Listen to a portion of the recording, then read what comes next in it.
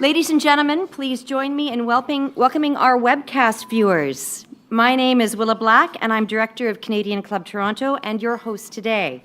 Viewers, thank you so much for joining us. When we begin our season each September, we're very aware of the fact that few clubs or organizations have consistently attracted the caliber of guest speakers that we are fortunate enough to attract. We don't take this distinction lightly. We work hard to keep you interested and to keep you engaged, to respond to your information needs, and to create wonderful networking opportunities. I think we are as relevant today as we were when we first began 122 seasons ago. Because despite the digital age, we know that members and guests still want to hear directly from the newsmakers and leaders and decision makers of the day. And that's what we have here on our stage. And before I introduce them, I'd also like to thank the Credit Union Association who have sponsored the participation of the youth and young leaders joining us this afternoon from the Rotman School of Management. Welcome and thank you for attending. And now I'm going to introduce our panel. According to the Ivy Business Journal, corporate sustainability combines the pursuit of profitability and growth with the desire to pursue broader societal goals, impacting environmental sustainability, advancing social justice and equity, and driving economic development. Corporate sustainability is more and more being seen as a driver for those organizations who not only understand their responsibilities as corporate citizens, but who can also leverage their unique capabilities to drive change and to set the example where it is needed most, as together we tackle some of the world's most intractable and pressing issues. We've assembled a fine group of corporate sustainability experts to tell us more today. Andrea Barrack is the VP Corporate Citizenship at TD Bank Group. Under her leadership, TD recently launched the Ready Commitment, its new corporate citizenship platform. Prior to coming to TD, Andrea was the Chief Executive Officer of the Ontario Trillium Foundation. The foundation distributes over $120 million in public funding to the charitable and not-for-profit sector. Robert Fosco is Vice President, Environment and Corporate Responsibility at Export Development Canada, EDC, where he has been recognized for his leadership. Robert's experience includes being seconded to the Consulate General of Canada in Seattle, Washington, which must have been so fun, by the way. There he led the mission's trade and investment efforts as Consul and Senior Trade Commissioner. Brendan Seale is the Head of Sustainability for IKEA Canada. This means he oversees the IKEA People and Planet Positive strategy. Previously, Brendan served as Sustainability Advisor with the Natural Step Canada and worked in communications with Barrack Gold Corporation. Today's panel moderator is Phillip, who co-founded Public in 2008 to disrupt the ways companies think about doing good. His company designs social purpose brands, community impact strategies, and social change campaigns. Phillip, I'm very happy to pass the Canadian Club of Toronto podium over to you. Great, thank you very much. Very. My job today is to keep these rowdy folks in check. We had a warm-up conversation. This is a really exciting topic that I know we have a very forgiving and engaged audience around this idea of disruption in corporate sustainability. And just to kick things off, I suspect we have a very aligned room, but just to kick things off, we're going to do a little show of participation. So I want to ask a show of hands to some of the interesting things that have happened in the world over the last little while to see whether you agree or disagree with it, all right? I wish I had visual to show you, but I'm going to just describe them. So the first is, so if you agree, you're going to put your hand up, and if you disagree, I'm going to prompt you for that as well. So the first is, tell me, do you agree with the idea that Starbucks, when they introduced free college tuition for all of their baristas? So all those who agree, show of hands. Okay, so most. Disagree? Where are the brave souls? Okay, at least we got one. That's good. Mountain Equipment Co-op and Dick's Sporting Goods, also in the U.S., not stocking Vista products post-Parkland, Florida shooting. Good decision to ban it? All those who agree? Okay, disagree? Okay, we got a few, that's good. Patagonia in the last 6 months took the President of the United States to court for not protecting public lands, really leaning into that issue. Is that for those who agree with Patagonia's decision? Okay, a few. Disagree? No? No one? Okay. A lot of people on the fence on that one. This just happened. Ben & Jerry's introduced, they're going to make a whole bunch of ice cream flavors to support Democratic candidates in the upcoming elections, in the midterms. Who agrees with that? Good idea? Bad idea? Okay. And then finally, the NBA. For those who love basketball and the Raptors, they canceled their All-Star game in Charlotte because of the gender discrimination law that took place at the time. Was that a good decision? Who would agree with that? Quite a few disagree? Okay, so we have more agrees and disagrees. But I think, what's so interesting is this discussions around disruption. And we're living in some very, very interesting times where things are overtly political, where companies are having to navigate a space in a very, very different way than they had to before. And part of what we're finding, and I gave those examples because you're seeing companies who are leaning into issues, you're seeing companies who are leaning out from issues, and there's a much greater expectation of companies today. Whether it relates to diversity and inclusion, whether it relates to how you're going to treat your employees and tackling their mental health challenges, whether it relates to their supply chain, right? You can go on and on. The expectations around corporate sustainability today are much higher than they ever once were. The same way that they would say that a teacher's job in the classroom is no longer just to teach, it's to take care of children and all the issues that surround. I think we're seeing the same kind of things happening with corporate. And yet the tension is, of course, that we still are tied to the idea of the quarterly earnings report and the profitability that has to come with that, which creates an interesting tension. And so companies are trying to navigate that, and of course it's creating stresses, both positive and negative stresses, on the companies. And so today what we want to talk about is some of those disruptive trends, some of those things about how do we navigate this brave new world where we're seeing that disruption across the board. What do we do about it? And so we've got three great panelists who are going to shed some light. I will say that we've got some questions, we've got some rapid fire questions, but there's also obviously an opportunity for all of you where there's a wealth of experience in the room. So please ask your questions throughout as opposed to waiting at the end. And I think Colleen's going to come up and we'll try to weave them in. So if you have a burning question, don't hold back. You can ask it sooner and we'll try to weave it in, but we'll certainly leave some time at the end. So my first question is for Andrea. And it relates to the relatively recent statement by Larry Fink of BlackRock, who made a very symbolic move by saying that as they look at their portfolio going forward, if you are not addressing sustainability in a significant way, they're no longer going to invest, right? And where there's a big gap between, I think, that statement and where it's going, but it was very, very symbolic. And so we're seeing this shift happening when people like Larry Fink are saying this. And so my question to you is a two-part. Number one, how far do you think we are away from this triple bottom line, this shared value, this profit with purpose economy that we're talking about? And what would be your argument to the cynic or the skeptic who says, this is all nonsense, right? We got to get back to just maximizing shareholder value, which is all about profitability, full stop. Okay, thanks, Phil. Easy question. Warm us right up with Ben & Jerry's and then... There you go. Okay. There you go. That Larry Fink was really interesting because I do think it depicts a real pivot that we're seeing. And so I have the opportunity to work with all different kinds of people across our business, and I would say some of them are the skeptics. Mm-hmm. And folks can be optimistic in their approach to these things, or they can be more cynical in their approach. And at the end of the day, it doesn't matter. So how far away are we? It depends where you think the end is, and it also depends on where we are. Mm-hmm. What we do know is that there are rising expectations for companies to behave in a way that demonstrate their purpose and in a way that demonstrates that they have a positive influence on society. And in fact, when people say, what do you do? I think that's what I do. I try to demonstrate that TD Bank has a positive influence on society. And we do that because we understand that, in fact, it's expected from all of our communities and our government stakeholders and people who bank with us.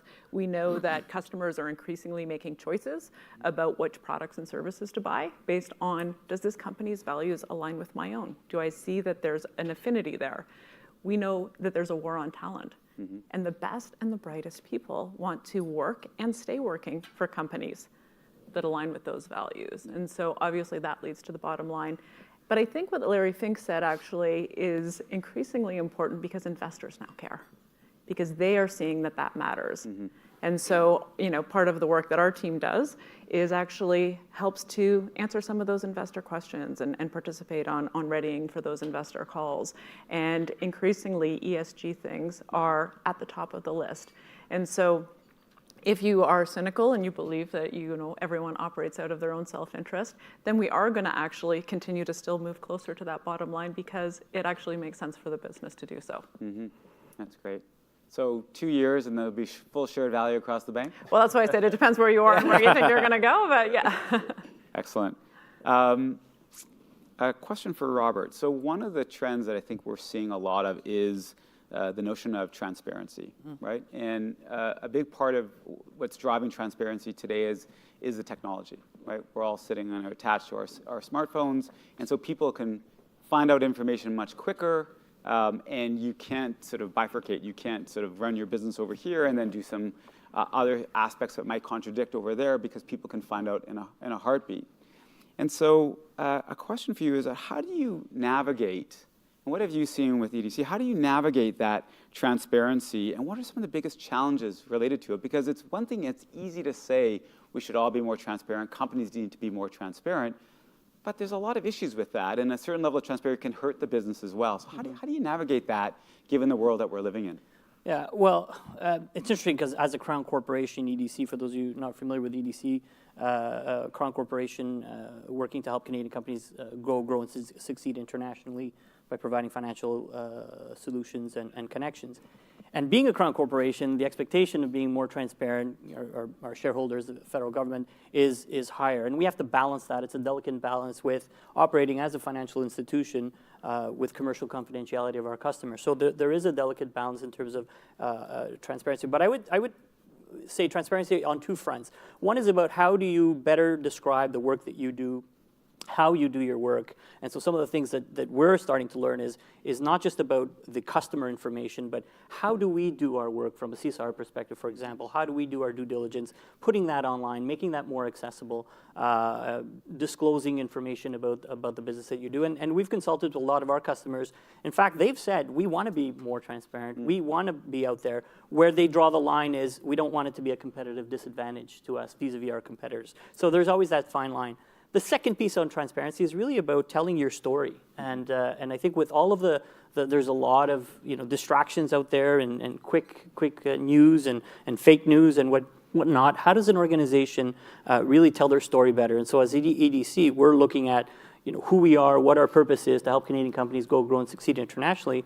From a sustainability perspective, we want Canadian companies to be internationally recognized as leaders in sustainable and responsible business. Why? Because that's going to give them the competitive advantage they need. Right. And so when we talk about transparency, it's really about staying on your message, who you are, tell people why you're there. You're not just there providing financial solutions. You're there to help Canadian companies grow, and we believe that doing it in a responsible way will give them that advantage. Coming back to Andrea's point about that's who people want to work for. That's the.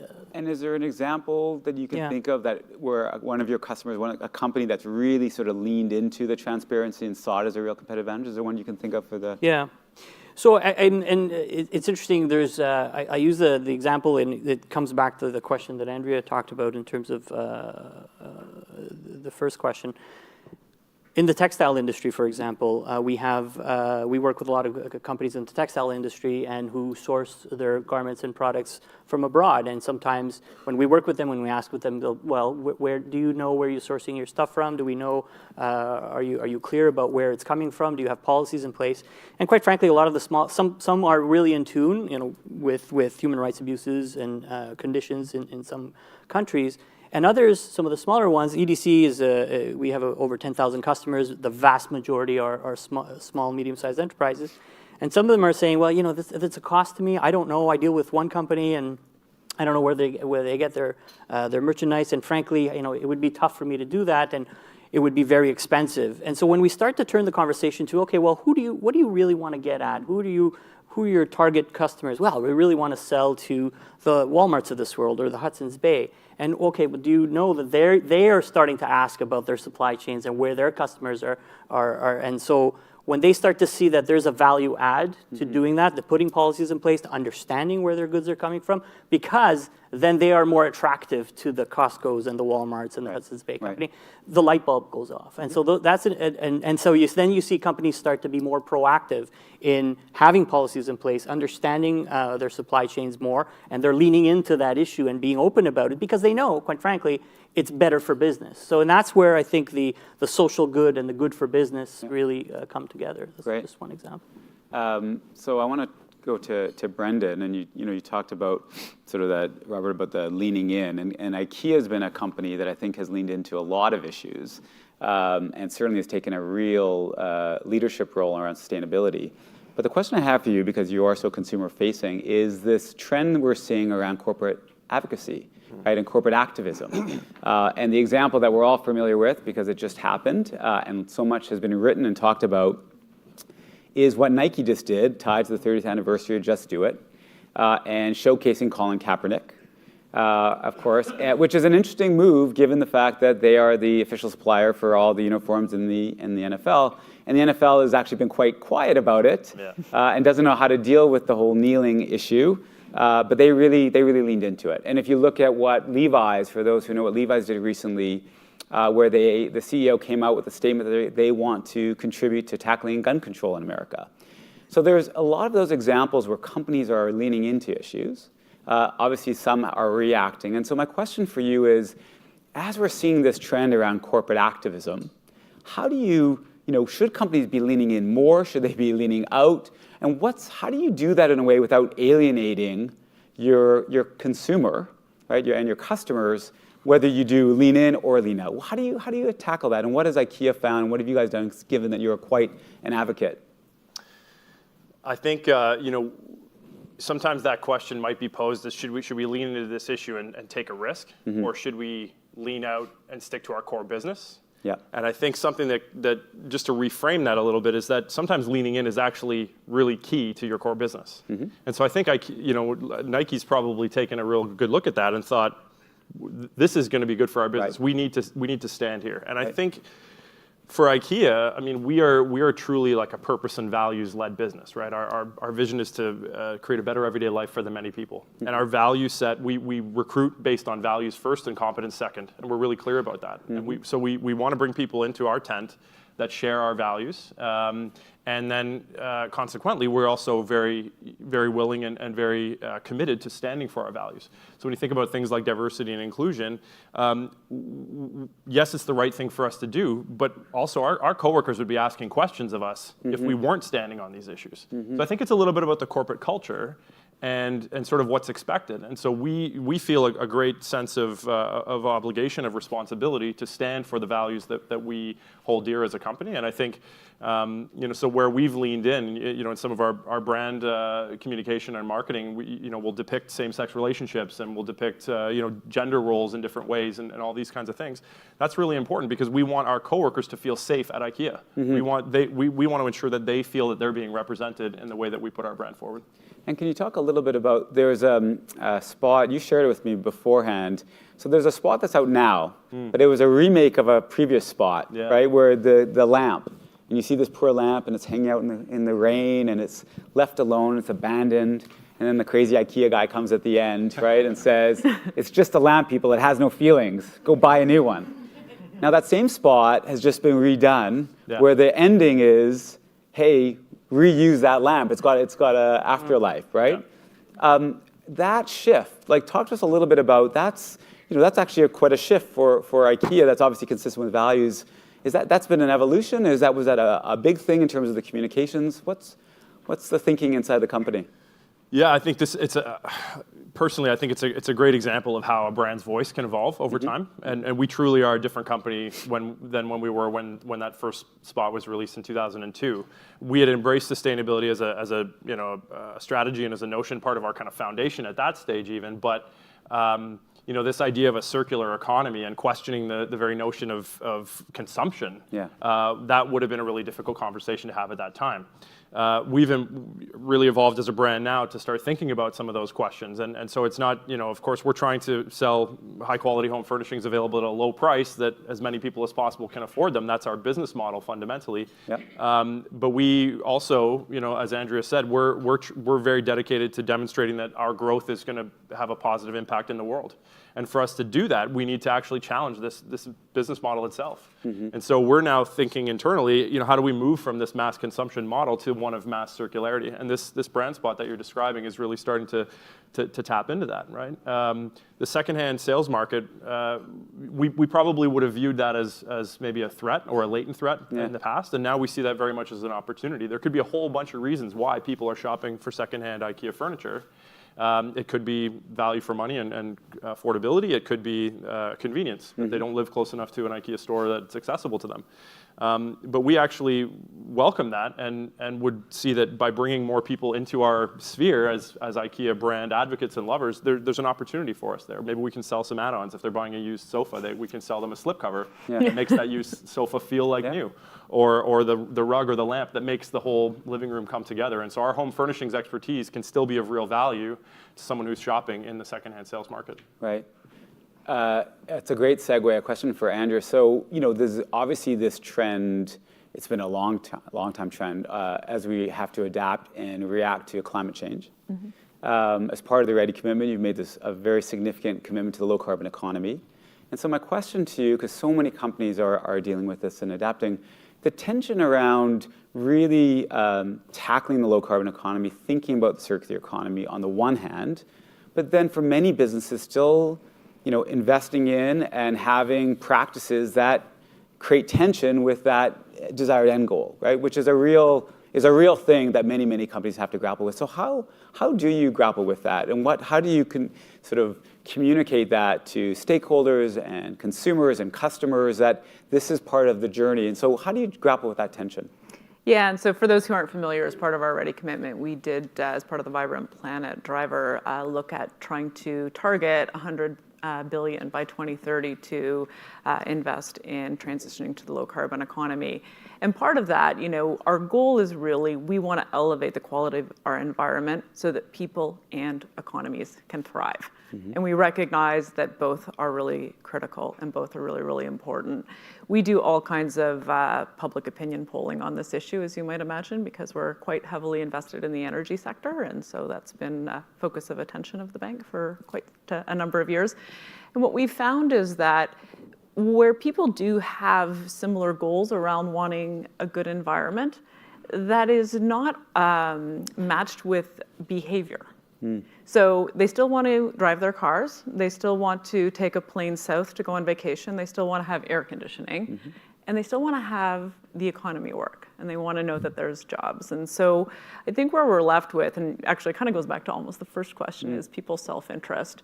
So I think our belief is that we understand that we need to get to a different place where we're not reliant on the traditional energy sources that we've been used to. But we're not there yet. And people actually aren't going to be scolded into changing their behavior. If you actually look at it as a different approach, is how do we make people self-interested in choices that actually then benefit the environment? And so, solar panels is an excellent example of something that used to be really niche and something that only the hardcore environmentalists or really rich people did. And now the cost of them has become so affordable, and the business case for doing it has become so strong that people are now doing that because it makes sense. And so I think what we look at is it's a longer story. It's the time frame under which you expect to see results. We're not going to be there tomorrow. We have targeted 2030 because we believe that we can make significant progress by that time to be able to do that. But we want to incent technology companies and innovators and people who think outside of the box to come up with the solutions to what are pretty complex problems so that people will actually act in their self-interest, and that will also be the good choice for the environment. And are you finding that organizations, many of which are nonprofit, who are who are really pushing the envelope in very positive ways in terms of taking a very hard stance, does that argument, is there a sort of a rapprochement happening with them? Do you think there's a greater willingness to accept that argument and the reality that it needs to move in this direction, but it can't be, it's not always a seismic shift that's going to happen overnight? Yeah. Or do you find that there's still that tension and that's okay because that's part of how change happens? Yeah, I think the tension is on timing, right? So even when we meet, we have a number of shareholder proposals that come in on all kinds of environmental issues from folks like Greenpeace, would be a good example. And when we sit down with Greenpeace, we actually agree on what needs to happen. The difference is in what time frame under which it's going to happen, right? So that actually, if you've got the principles set, then you can kind of negotiate then some of the details on timing, and we recognize that there's, what can we help to do to incent that moving a little bit quicker. Great. Robert, I know you want to get in. No, I was just, I agree on the timing piece. There's also an expectation that some action is being taken. And I think there is some admit it, some won't, but that there is a timing question. I mean, this doesn't happen overnight. And some of the things that are happening in the world today, you for example, the Mark Carney task force on climate-related financial disclosures. More and more companies are signing up to that. I know the banks we're supporters. EDC is proud to. We issued a press release yesterday saying that we're now supporters of that.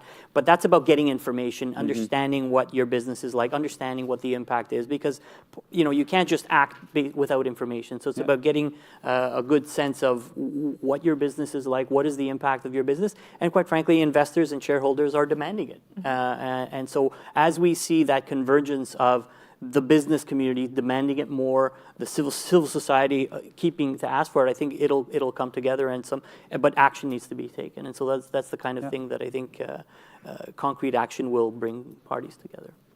So I want to take a question from the audience, so please keep them coming, and then we'll come back to some other questions that we have. There's always a danger that because I think all of us in this room, we've drunk the Kool-Aid. And so the question is that in the world of Trump and Ford Nation, we'll put the politics aside, are these notions pie in the sky? Is CSR, or corporate sustainability, at odds with populism? And I think that's a great question, because I think there is always that danger that because we all believe and we're believers, that we just assume that it's all moving that direction. So open question. Any of you can answer it, all of you can answer it, but we're going to keep it short. But is it at odds? Is populism today at odds with corporate sustainability? Who wants to go first? I can start. Please. And I don't believe that it is at all. I think the story that's being told by certain politicians and so on about elitism, right? And I think that's where we have to be really careful. And so Andrea has made a really good point here about something like solar, where that used to be seen as something you'd have to pay more for that feature to have in your home.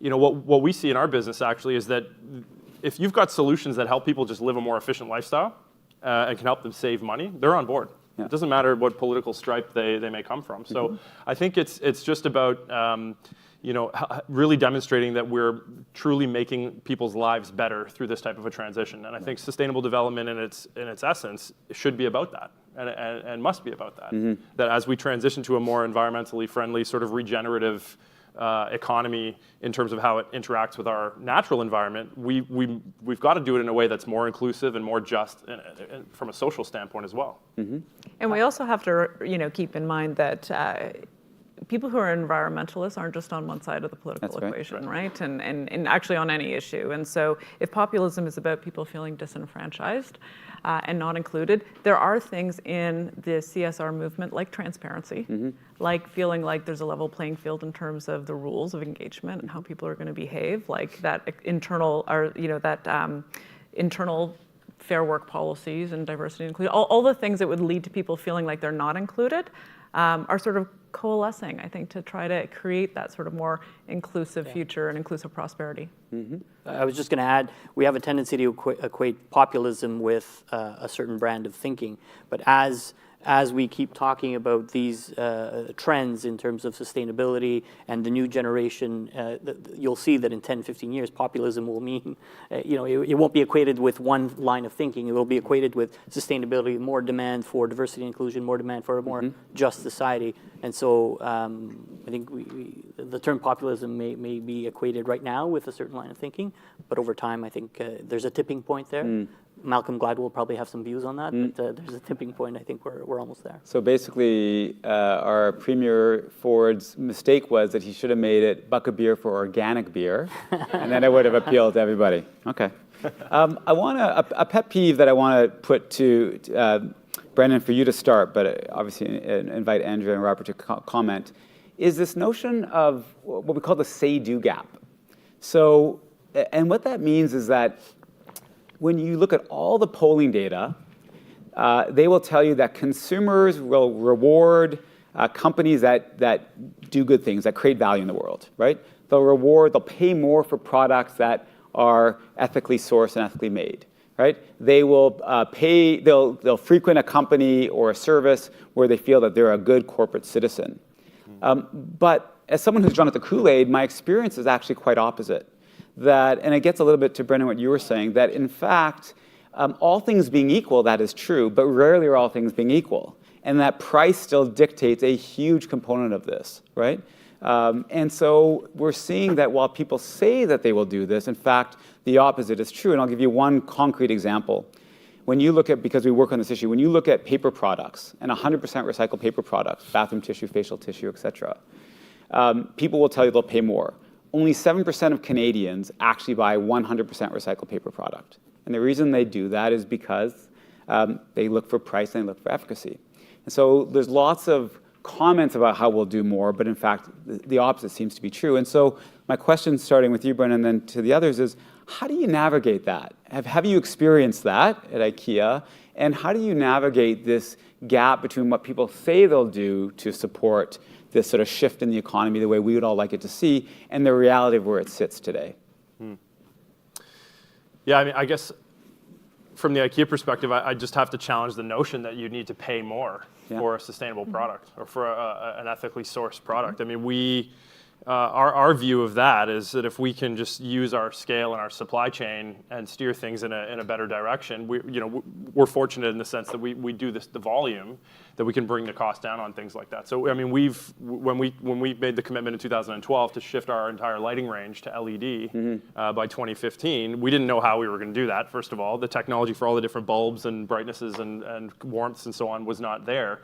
But we made the commitment, and through the innovation in the supply chain and working with the suppliers, then we got the innovation, we got the cost down, and now everything that we sell is LED. Right. So we don't sell them marked up high next to some bulb that has a lesser technology. So I think we have to reframe the question a little bit and say, if we can just offer people better products and better, including sustainable design, ethical sourcing, all these kinds of things, then we're winning. And if we can do that at an equal or lesser cost, then I think that's the winning recipe. Yeah. I will also say that, I mean, just getting back to my point about these products that can kind of help people live a more efficient lifestyle. I mean, those products in our range are selling at a faster rate than the range as a whole. So we actually do see that people are making choices to find ways to minimize the amount of waste that they produce in their homes and save on energy and conserve water. Even if in Canada, water savings represents a relatively small kind of dollar footprint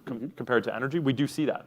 So I think maybe it's the IKEA consumer, the IKEA customer, but I think people are looking for those kinds of solutions, and our objective is just to make them available at the lowest price that we can. Great. I wonder also, though, too, about, when you're asked a question on a survey, there's social pressure to answer the right way. And you're by yourself deciding what toilet paper to buy. You're going to go with maybe different kind of.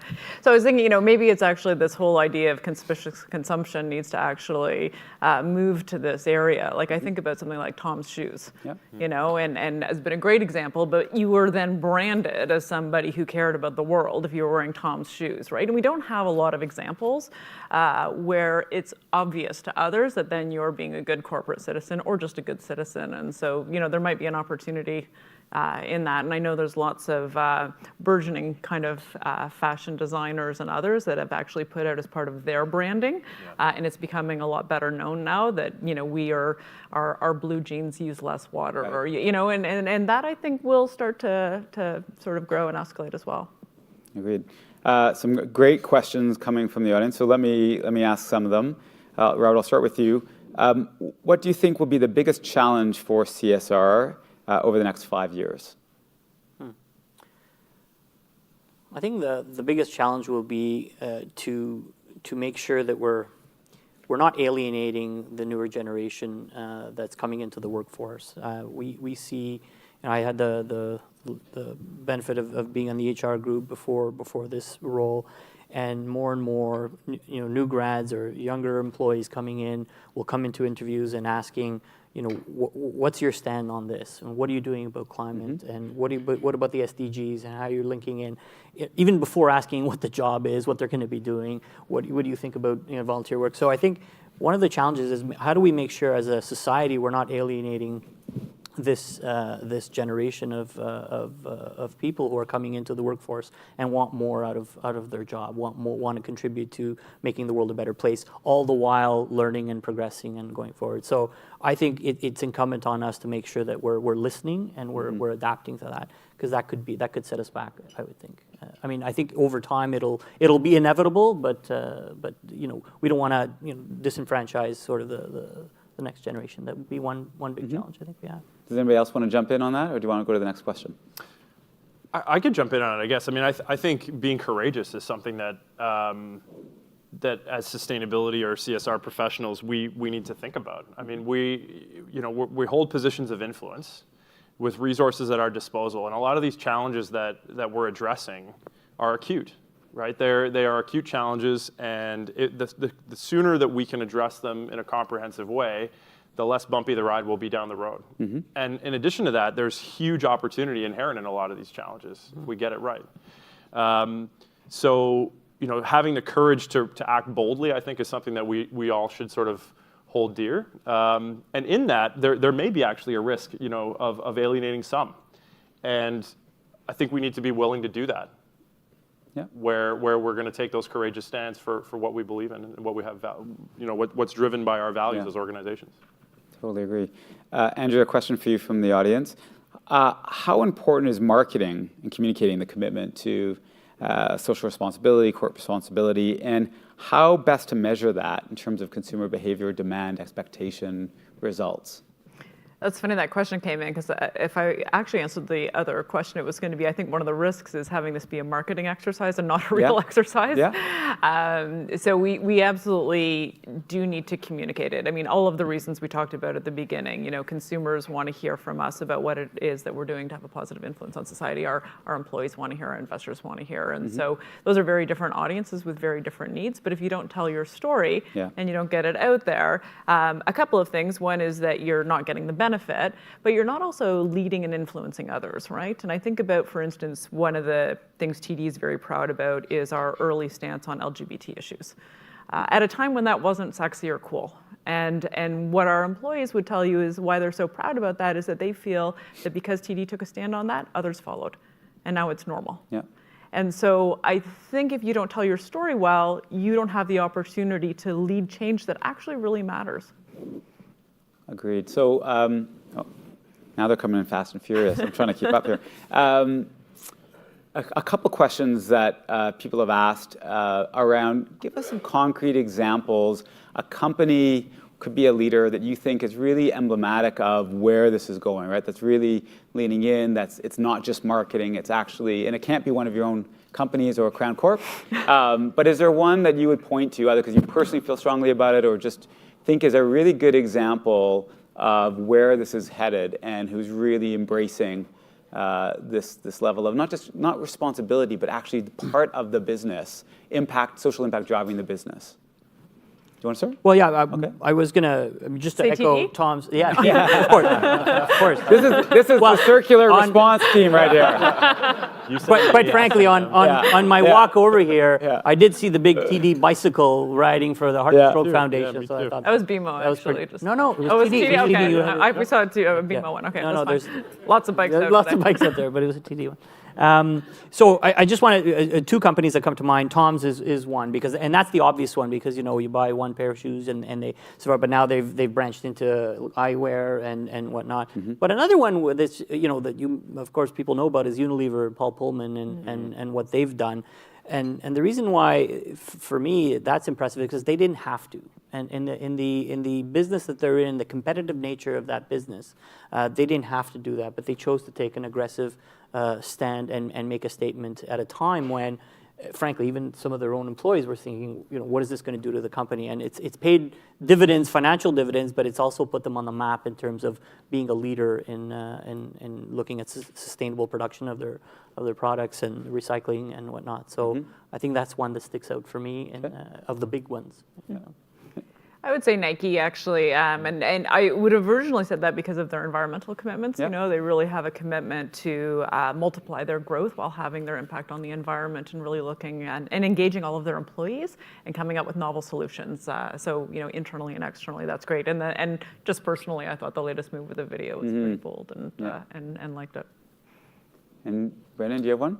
Yeah, I guess for me, I think of Patagonia. You mentioned them earlier in the conversation, and they're one that kind of was founded with that sort of ethos at heart. Tom's is the same way, and I think when you start a company with that in mind and then just live that through your whole existence, but I mean, absolutely no sacrifice on quality. It's great stuff, and then they're taking a stand and really driving it through their core business, but then also kind of taking this activist position. So they come to mind for me for sure. Great. A question here around the income and wealth disparities. And the growing polarization is obviously a big issue today. And so the question is, when will we see large corporations make paying a fair share of taxes part of their CSR commitment? Ooh, you want to take that one? Yeah, I'd love to take that one, Phil. I figured if I didn't ask that, I would be told that I'm silencing the inequality. And given that your whole platform is on social economic inclusion, I mean, yeah, well, so I think the question is, does the tax rate that the government sets, is that fair? Exactly. Right, because we do pay the government tax, Yeah. right? And so is the question, should we just pay double that? Well, no, we have an obligation to our shareholders, and that's we're a democracy, and people can vote in a different government with a different tax code.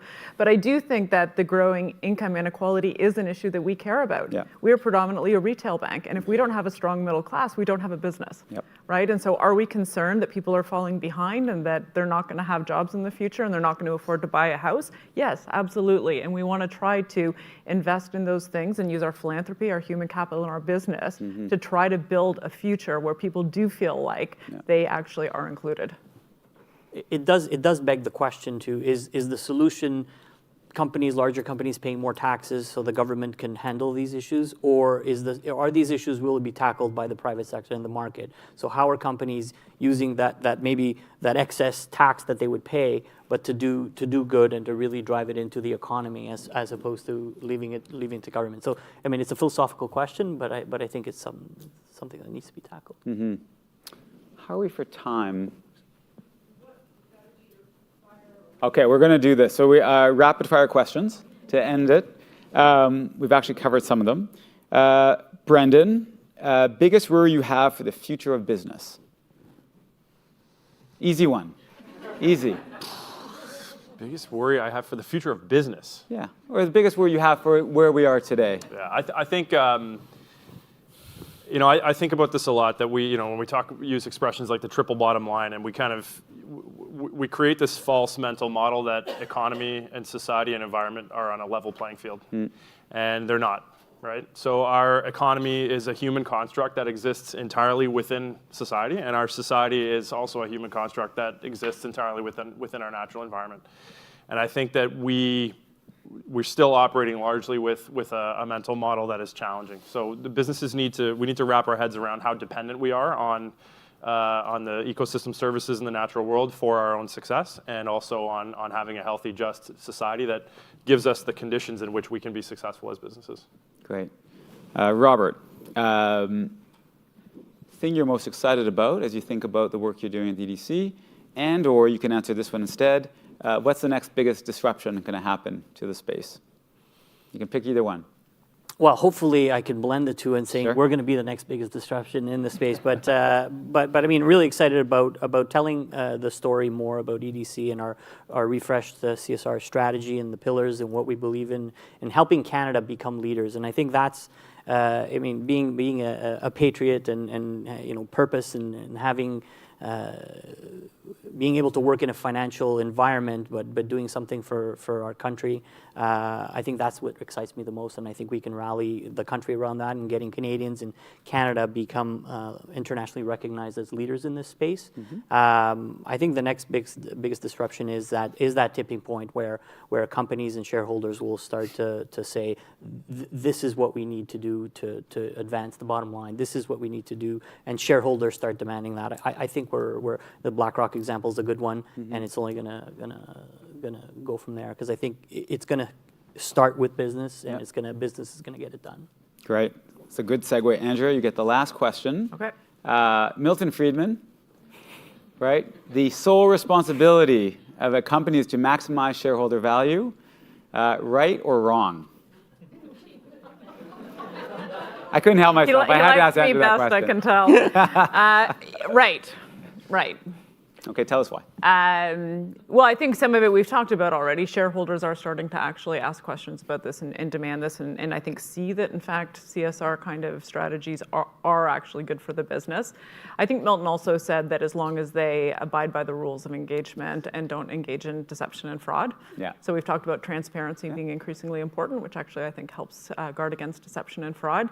And the rules of engagement, that is something that we all have the power to manage, right? Because we do actually, banking is a highly regulated environment. Yeah. So there's lots of rules about what you need to do on that, and government sets what those rules are, right? So I do think, yes, Milton was right. All right. You get the last word. I want to thank, obviously, the panelists for an excellent discussion. I want to thank you all for your questions. And while there is lots of disruption happening, there's no question in the world today in the market, I know I am an eternal optimist, because in looking at how companies are behaving today, in the moves that are happening to really integrate sustainability, social impact into the business, while we still have a long way to go, it's truly happening at a much faster pace.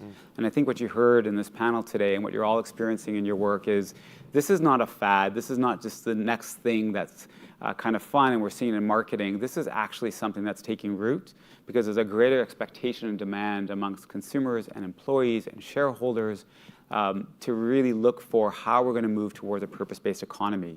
And while we have a long way to go, I think there's a lot of reason for optimism. So I thank you all for coming today, and a great hand to the panel for a great response, a great discussion. And hope.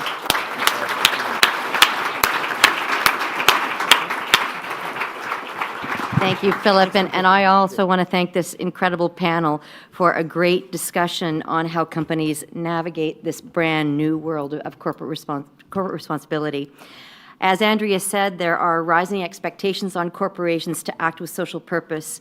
And if you want to be a purpose and values-driven business, your words, then you need to commit to transparency and to put your brand forward authentically. Your customers demand it, your employees expect it, and as we just said, increasingly your shareholders want to understand what you stand for. This alignment of values is more than a trend, it's more than a fad, it's a hallmark of our time. This was a fascinating discussion from leaders on the front line, sharing your learning, your observations, your insights on how we can capitalize on this moment in time to, as Phillip said, push the envelope forward in positive ways to set strategies that will benefit all stakeholders. So whether it's tackling climate change, addressing issues of equity, or shaping development efforts, corporate social responsibility can change the world. I want to thank you also, Phillip, for your passion and for your leadership of a great discussion, and for showing organizations how to embrace sustainability in truly meaningful ways. So before we conclude, I now want to share some highlights of our October events. On Wednesday, October 3rd, Medhat Madi, President and CEO of the YMCA of Greater Toronto, will be here to speak about confronting the rising social challenges facing our communities. And on October 11th, Canada's 22nd Prime Minister, the Right Honourable Stephen Harper, will be at our podium to discuss his new book, Right Here, Right Now, Politics and Leadership in the Age of Disruption. So we hope you can come. Before closing, we'd like to thank MediaEvents.ca, Canada's online event space, and VVC for live streaming today's event. Thank you again, panel. It was a really, really fascinating discussion, and I think everyone enjoyed it thoroughly. We very much appreciated having you all with us. And thank you also for being here, and we look forward to seeing you all again soon. Thank you.